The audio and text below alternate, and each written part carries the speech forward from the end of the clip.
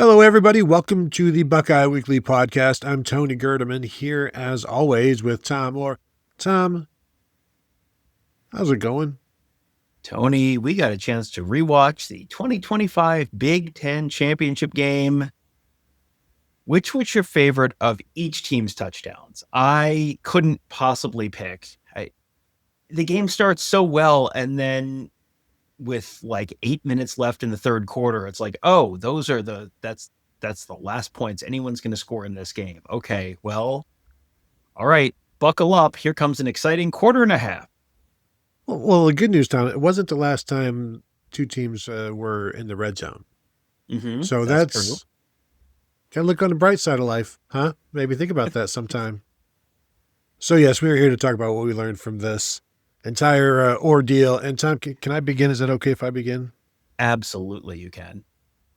I know there's a lot of consternation about the red zone offense and all of the 13 personnel and 14 personnel. And so then I went through and charted the red zone plays for Ohio State. And so I can give you the breakdown of personnel and success rate of those plays if you care to hear them and care to hear what they were. I mean, you saw them all.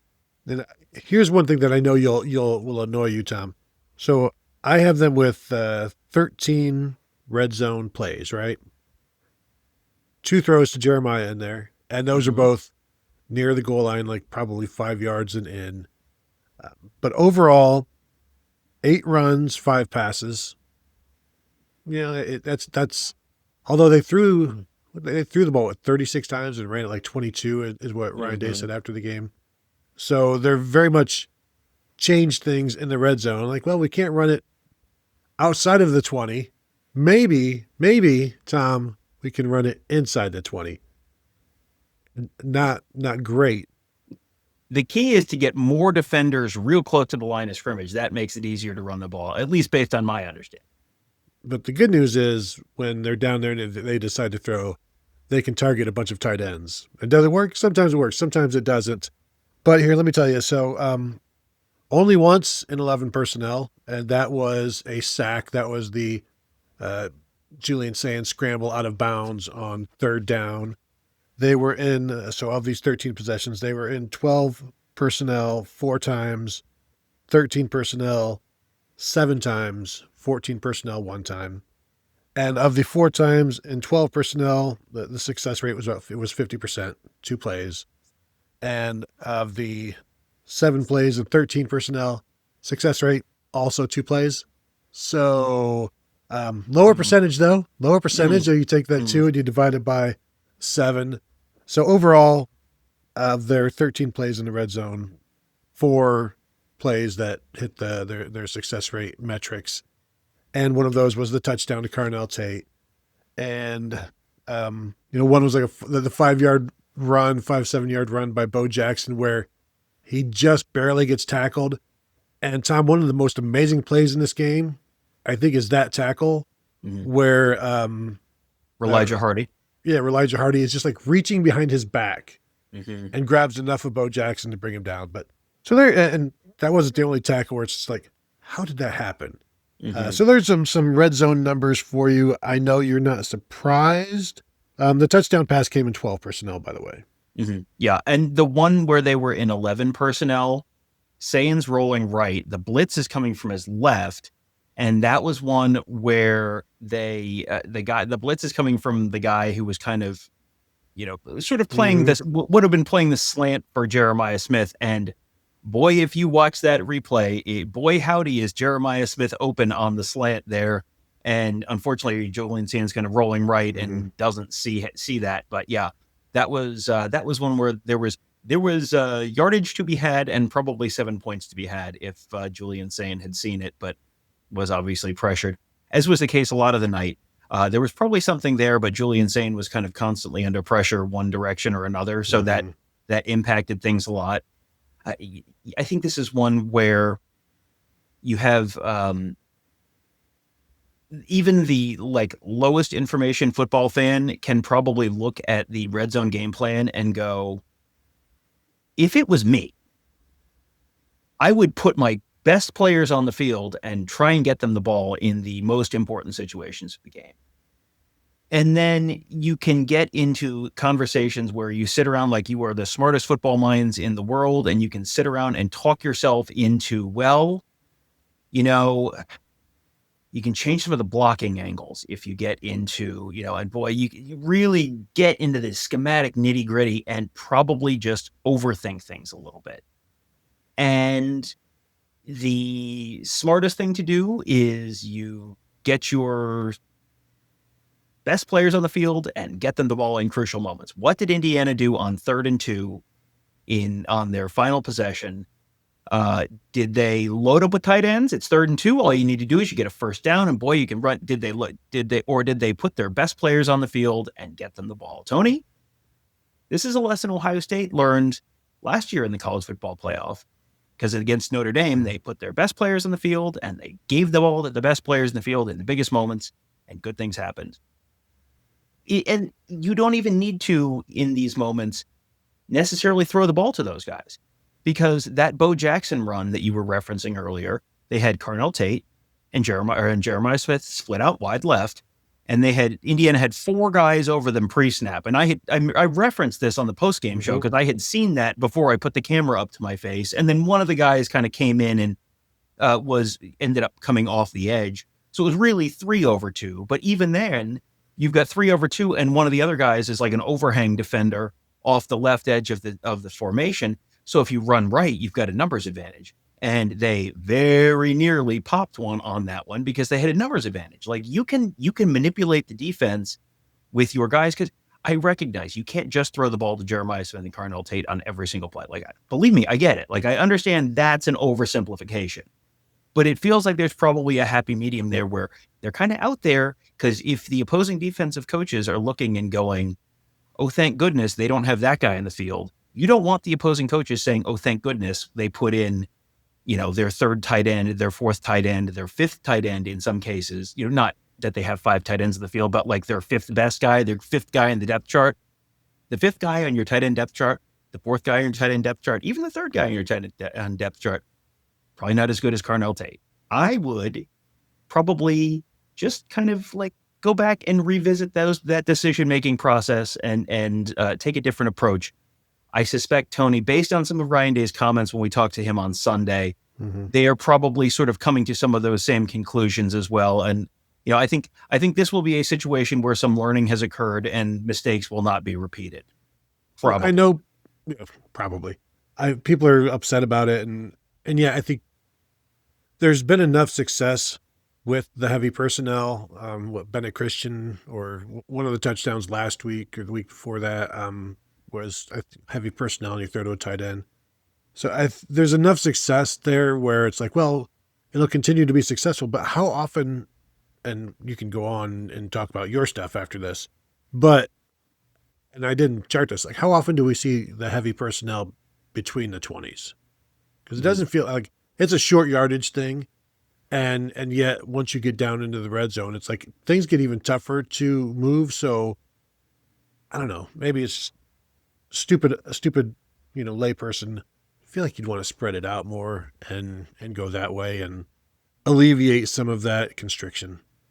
Well, and I mean, they put Bennett Christian, and I don't want to sound like we're picking on Bennett Christian here, but like on the 3rd and 1, right before the missed field goal at the end, they have Jeremiah Smith, I think, was out on the field, but Carnell Tate was not. And the throw, it was a play that was designed to go to Bennett Christian in the end zone. Like, if it's me, like Bennett Christian has made some big plays for Ohio State this year. Bennett Christian has caught some touchdown passes in very similar situations for Ohio State this year.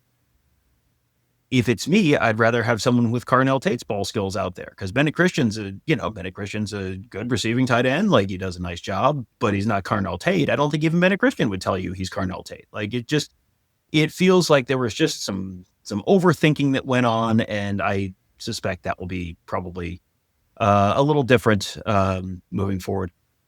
Oh, golly, I'm going to skip over the officiating right now.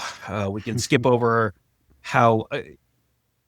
remind me to talk later about how, this was a very different game in terms of chippiness and respect between the teams and all that, even though it was maybe even a higher stakes game in some ways than the one the week before. Interesting. We'll probably talk about that later. But first, Tony, we got to talk about Kaden Curry. Like, Kaden Curry we sort of anticipated before the game, like looking at the right side of Indiana's offensive line, like, this may be a Kaden Curry game. And it was like extremely a Kaden Curry game. He had 7 tackles, 3 tackles for loss, a pair of sacks, a quarterback hurry, which that was the first play of the game. And, QBH was like quarterback hurdy. That was a shot that Fernando Mendoza took. And I think that kind of got lost later, but he was down on the ground. And I was like, oh, Lord, is this going to be like a Trey Sermon against Alabama thing where you've got your whole game plan and then the guy's out for the game on like play 1 or play 2? And, thankfully he wasn't, because you don't want to win a game like that. But but man, he was all over the place, had a PBU at one point on, I think, a critical 3rd down. This was like a great big game performance from Kaden Curry. It's a little like Jack Sawyer's performance against Michigan last year, where Jack Sawyer makes these incredible plays and he has that interception at the goal line, like an all-time great play. Mm-hmm. And then it just gets completely forgotten because Ohio State loses the game 13-10. Well, Kaden Curry had a game kind of like that. And there were a couple other guys on the Ohio State defense who had enormous games that if they win, these are games that go down in Ohio State lore. But because they lost, they don't. The good news is, Tony, that that Jack Sawyer got another chance to go down in Ohio State lore when he was playing a team from Texas in the Cotton Bowl just about a month or so later. What are the odds Kaden Curry has that type of opportunity to present it to him? I mean, it would seem to be very small. What are the odds they would play a team from Texas in the Cotton Bowl just weeks later? Very, very small, Tom. So I'll go with, we were just talking about Kaden Curry. There's also, it may have been like the first 3rd down that Indiana picked up where he drops into coverage and Mendoza throws it just over his hands. And a lesser quarterback may have thrown that right into Kaden Curry's hands. And who knows what that would have been. But just the constant drive of that guy and his ball awareness, like he always knows where the ball is and he's trying to get there, and his ability to read things and drop out and realize like, okay, I'm not going to get there. Or his ability there was one, Tom, Indiana ran a wheel route and they were going to throw to that guy, but they couldn't because that was Kaden Curry's guy and he was in coverage and he was doing a heck of a job. So maybe it was to the tight end, but it's like, that's their best pass rusher. That's their best run defender. And he's also defending the wheel route on, randomly. Like that should be an advantageous thing for the offense. And you're thinking, okay, we've got a hit here. And Mendoza couldn't even throw it, didn't even try it. And I think that may have led to a sack or a throwaway. But yeah, all day long, that guy is giving it his all. It's always impressive. Tom, I'm going to complain again about the personnel. No, I'm not going to complain about that. Not going to talk about that. I think it was clear they went into this game wanting to attack Lorenzo Styles. And then the one time Devin Sanchez was in there, they went right at him. And then it felt like, you know what? We can attack anybody. And then they went after Jermaine Matthews, gave up the touchdown in this one. And then also the big play at the end of the game on the 3rd down. And like all of these were pretty darn good coverage. Even that last play that Jermaine Matthews gave up where he's beaten, he punches the ball as Charlie Becker is bringing it in and securing it. Like the ball is getting punched. And so even though he got beaten, he was able to get a hand on the ball. Lorenzo Styles on one of the deep plays to Becker, his arm is there with the ball and his arm is caught. And so even the touchdown to Surratt, Matthews is right there. Indiana did a great job of making the plays that were available to them. And this is what we talked about all week leading up to the game. Best receivers that Ohio State has seen. It's going to be a new test for the Ohio State corners. And I think those corners got a wake-up call as well. Because, yeah, they were there.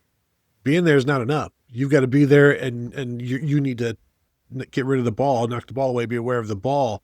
So I think they would love to see a rematch because they have some plays that they left on the field that they would like to make up for.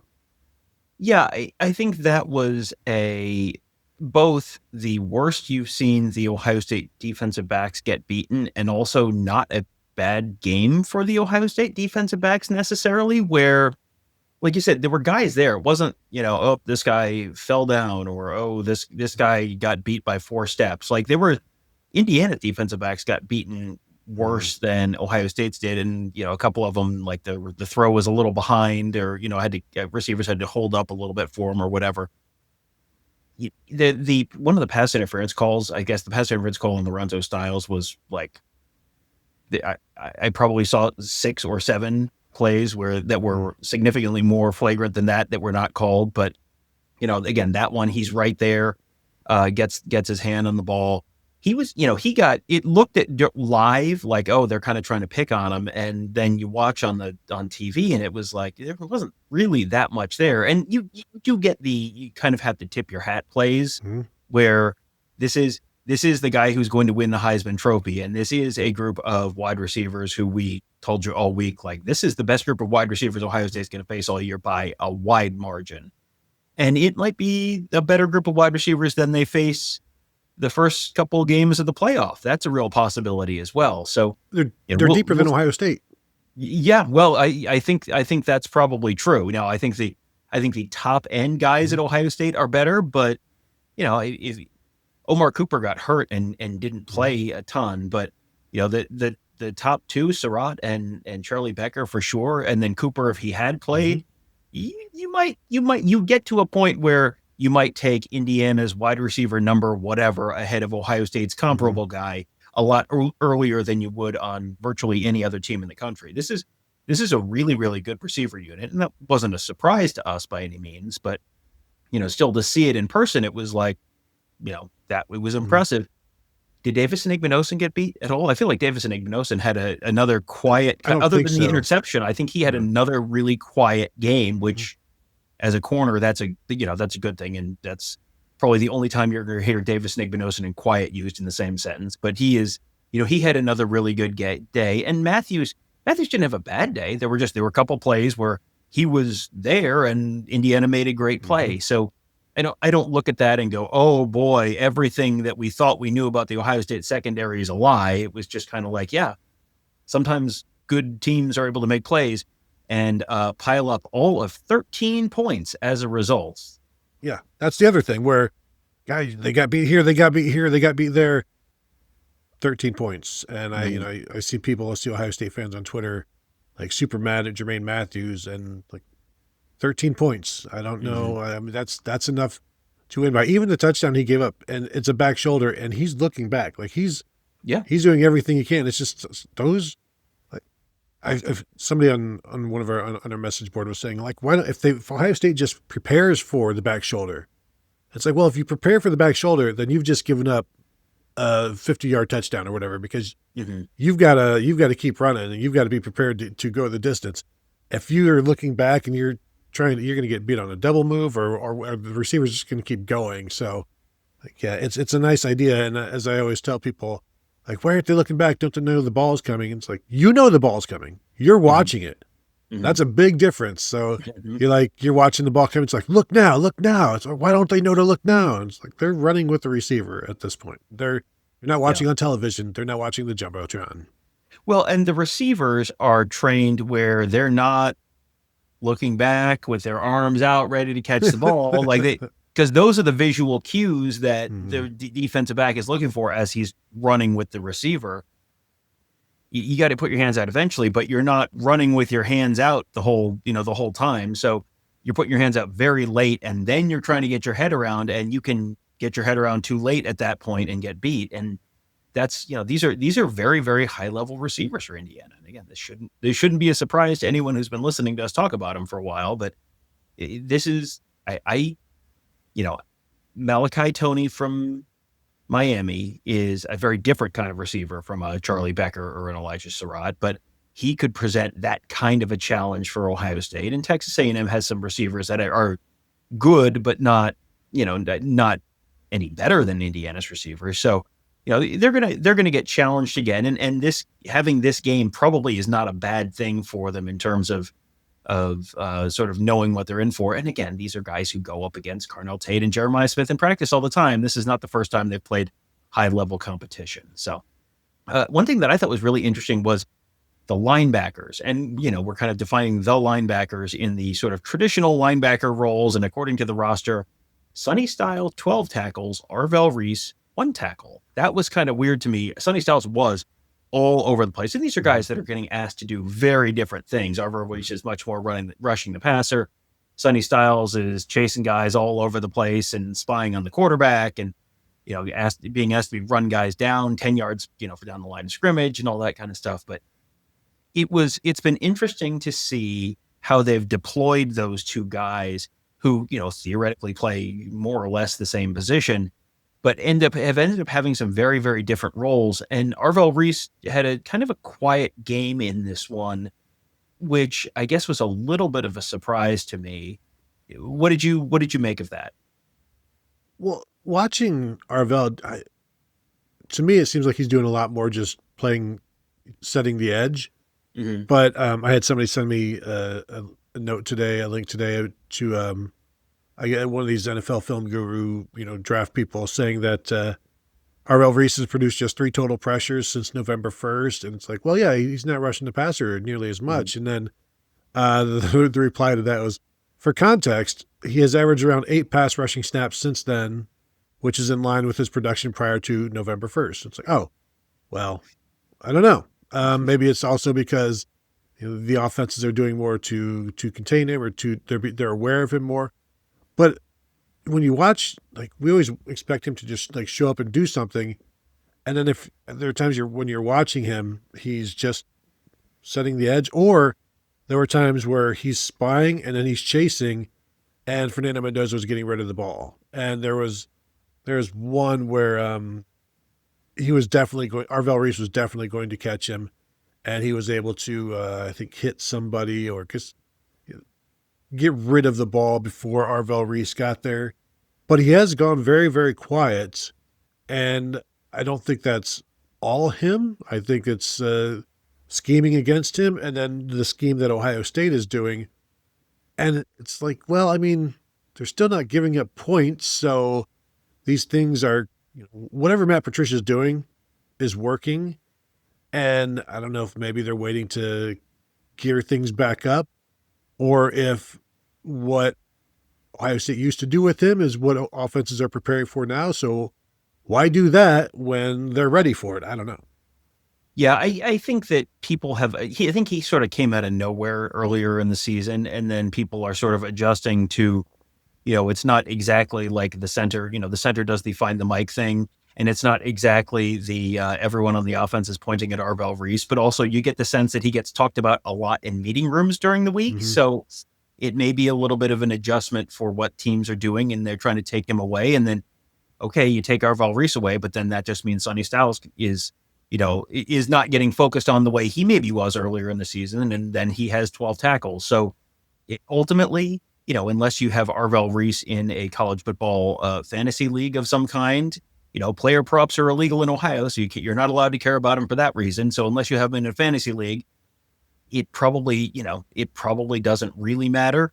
And he's just, this is a part of, is he doing his 111th? And he's, I would assume he's doing his 111th, and the overall results have been really good. So it's not a problem. It's just kind of interesting that it's the shape of this Ohio State defense and the production of this Ohio State defense has kind of waxed and waned in certain areas. Mm-hmm.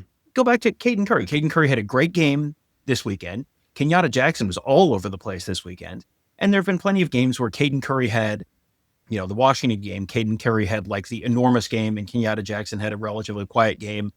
And then a week or two later, maybe it was a Penn State game, Kaden Curry didn't really do anything, and Kenyatta Jackson had a big game. And it just kind of, get different guys contributing at different times. And ultimately, as long as, this is like a baseball lineup where, you've got 1 through 8, everyone can hit for power, and you don't need all 8 guys hitting for power at the same time. As long as you've got a couple guys, that's fine. Sometimes you're going to have quiet games. Sometimes you're going to have loud games. This was a little bit of a quiet game for Arvell Reese. I don't read anything into it that, he's hit the wall or he's been solved for. It just feels like little bit of a slower period, and we may see that pick up again in the playoff. Well, and Sonny did a great job. The plays were coming to him, Mm-hmm. and he was right there to, he filled his gap and made the tackles and stopped the play. Mm-hmm. He doesn't get run over. He doesn't get run through. He was stopping dudes, and it was impressive. And again, I didn't think they were going to be able to run the ball. Kalen Black with a 37-yarder or whatever, and there were a couple other maybe explosive type runs of 10 yards or more, but overall, I think they did a solid job there. The Ohio State touchdown drive, Tom, can we talk about that 25-yard drive that featured a face mask from Indiana and an offside penalty from Indiana? And without those two penalties, I'm wondering, does Ohio State score a touchdown? Because the first play, 1st and 10 from the 25, Bo Jackson runs for 8 yards. Good job. There's a face mask penalty at the 17, which takes it down to the 8. And then Bo Jackson loses 5 yards. But good news, Indiana's offside. So Ohio State gains 4 yards, and they're moved to the 4. So basically, they've gone from the 25 to the 4 thanks to an 8-yard run by Bo Jackson on first down. That's all Ohio State has done here. And then it's 1st and 4, 1st and goal at the 4, and there's an incompletion.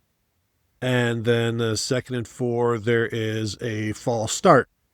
And now you're 2nd and 9, and you've done really almost nothing to get there. And fortunately for Ohio State, Julian Sand gets the ball, scrambles around, finds Carnell Tate, who had been open for most of that scramble, and eventually he saw him. But boy, Indiana could be like, well, if we didn't shoot ourselves in the foot, that's not going to be a touchdown. Good luck trying to, Indiana did a lot of work for Ohio State's touchdown on this one, including the interception that got them there. Yeah, and I think you could very easily look at that the other side and say, if you just have the calls, the holding calls that NBC officiating guy Terry McCauley, who is unaffiliated with either team, is like tweeting angrily, "This is the worst missed call I've ever seen. What is this guy looking at?" Like calling out like a specific, if you take some of that off the, you take Indiana's penalties on that drive off the board, but you give them some of them, you allocate them to some of the other places they probably should have been called. This game might be 3-3 right now, and we might still be playing in, the 1,432nd overtime. It was a, and then it's hard to also play that out with, okay, Ohio State doesn't get into the deep red zone.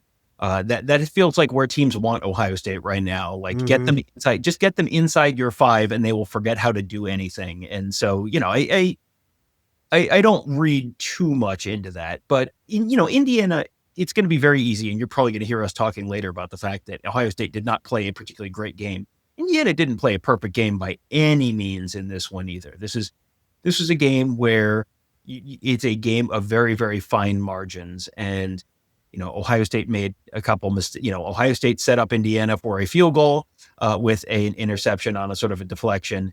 Indiana set up Ohio State for a touchdown on an interception off of a deflection.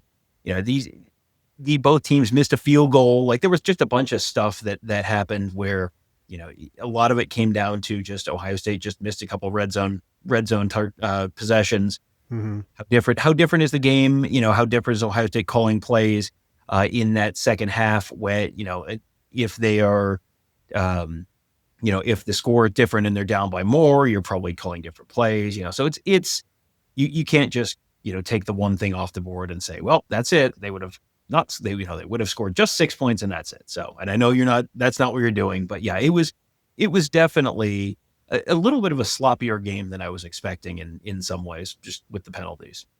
Can I ask you, did you see the Kenyatta Jackson hold or non-hold live, or was this your first time seeing it? It was it was sort of in my peripheral vision. I was following the quarterback through the camera lens, and I just sort of saw this like blur on the left side of the frame, and it was just kind of like, what was that? And I think they might have showed it on the replay. I had seen it at some point by later in that night. I don't remember if I saw it on Twitter later or if I saw it on the video board. But yeah, man, that was a what do you think holding is? And believe me, I am not saying Ohio State lost because of the officials. Like, that's not what we're saying at all. But also, like, my goodness, man, like this is one where Ryan Day can just send the whole game tape to Bill Carrillo and go, look, man, like, do better. Well, and when we do talk to Ryan Day next, which may be next week, I am going to inquire, has the Big Ten sent an apology?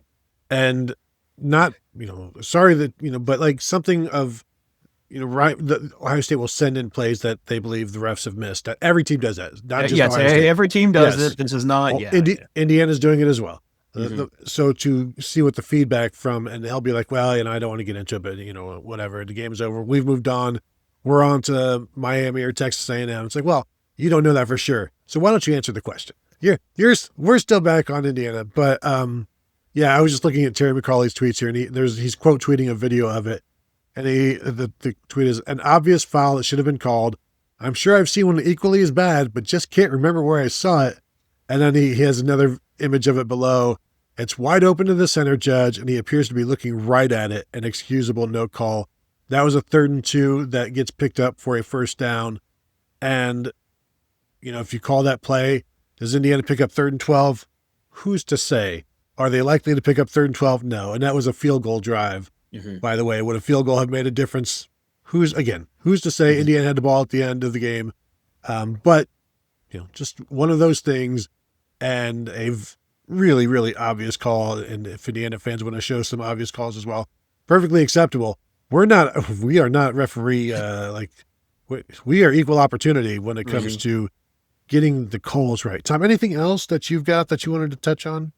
Well, I did want to touch on first of all, the graphic that they put up where Jeremiah Smith has 6 inches and 50 pounds on D'Angelo Pons. Like, the offensive coaching staff may want to explore the studio space on that one again if there is a rematch at some point. Like, that's one that, like, we talked about all week, and it was, you start the game and it's just like, boom, yep, that's there, boom, yep, that's there, boom, that, and then it just kind of went away. And I know some of it was Indiana having a safety over the top, but that's one where you'd like to see them do that too much rather than not enough, because it feels like we've seen them do that not enough.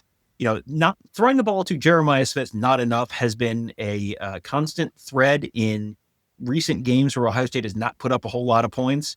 Yeah. There have not been a lot of big offensive outputs. You're like, you really wish it had thrown it to Jeremiah Smith more. But Michigan game last year, the Texas game where it's 21-14 in the final minutes, it was like, why does Jeremiah Smith have 1 catch? And, some of that is the opposing team taking him away. But, they have also found ways to kind of get him open and move him around and all that kind of stuff. And then in this one, again, it was just kind of, there were lots of opportunities to get him the ball. There were lots of opportunities to get Carnell Tate the ball, but Carnell Tate's standing on the sideline in a bunch of them, which makes it harder to get him the ball. And then the other thing I did want to mention was just how, incredibly physical game. Like, I think I put something on Twitter at one point during the game, like, at field level, the pads were popping. This was a big hitting game from beginning to end, very physical, very tough game, very, very close, very emotional game. And you didn't see any of the pushing and the shoving and the face mask grabbing and the trash talking was like 20% of what it was up in Michigan. The head coach is after the game. Ryan Day goes up and is like, very obviously, you can just tell by the body language, like, doing a phenomenal job. Congratulations. Like, it's that kind of conversation as opposed to some of the other conversations you've seen in the week before the Big Ten championship game at times in the past. I just thought that was very interesting. The juxtaposition of those 2 games back to back. And regarding Pons versus Jeremiah Smith, the one time they threw to Jeremiah against Pons, it was a first down. They were down there, it was at the 5 or whatever.